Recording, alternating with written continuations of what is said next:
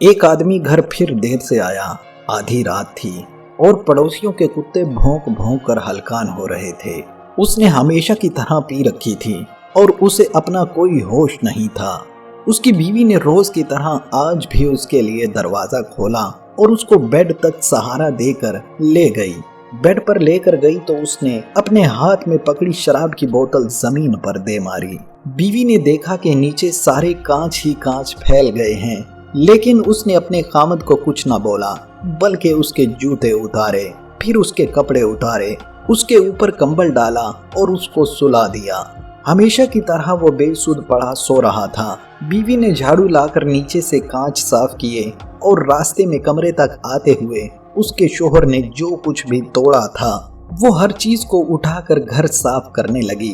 सुबह जब उसका शोहर उठा तो वो दुआ करने लगा कि आज बेगम लड़ाई न करे, क्योंकि वो हर रोज इतनी लड़ाई करती थी अपने खामद की शराब पीने और देर से घर आने पर और सोने पर सुहागा। आज रात तो उसने कितने बर्तन और शराब की बोतल भी तोड़ दी थी। वो डरता डरता नाश्ते की मेज पर पहुंचा तो देखा कि सिर्फ उसका बेटा नाश्ता कर रहा है। उसने अपने बेटे से पूछा कि मामा किधर हैं?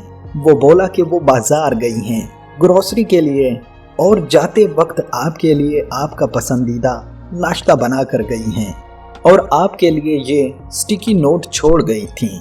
उसने हैरत से स्टिकी नोट पढ़ा तो लिखा था, मेरी जान मैं अभी आधे घंटे तक वापस आ रही हूँ, आप नाश्ता करें। आपका पसंदीदा नाश्ता बनाया है आज। I really love you a lot. वो हैरानो परेशान था कि ये क्या माजरा है, बेगम आज लड़ क्यों नहीं रही और इतना प्यार क्यों जिता रही हैं। उसने अपने बेटे से पूछा कि तुम्हारी मामा की तबीयत तो ठीक है, पागल तो नहीं हो गई? मेरे साथ इतना अच्छा सलूक क्यों कर रही है वो आज? बेटा हंसा और बोला, पापा मामा ने मुझे अभी जाने से पहले बताया था कि रात को जब वो आपके जूते, मोजे और कपड़े उतार रही थी कि आप पुरसुकून होकर सो सकें, तो आपने बड़ी पी रखी थी। आपने मामा को पहचाना ही नहीं और आपने उनको बोला कि ओ बीबी, मैं कोई ऐसा वैसा आदमी नहीं हूँ, खुदा का खौफ करो, पीछे हटो, मैं शादीशुदा हूँ।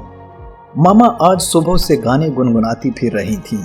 ये सुनकर बाप भी हंसने लग गया। दोस्तों, अगर आप अपने रिश्ते ठीक से निभाएंगे तो आप छोटी गलतियां कर सकते हैं, लेकिन कभी किसी बड़ी गलती का इर्तिकाब आपके लिए मुमकिन नहीं है। अपनी तरजीहात ठीक से मुतय्यन करें और रिश्तों की कदर करें। जब आपकी तरजीहात की दुरुस्त तकर्री होती है तो आपकी आदतें खुद ब खुद ठीक हो जाती हैं और आपके घर वाले आपसे प्यार करने लगते हैं और आपकी छोटी छोटी गलतियों से भी प्यार करने लगते हैं। और याद रहे कि किसी भी रिश्ते में बेवफाई नाकाबिले बर्दाश्त, नाकाबिले माफ़ी और जुर्म है।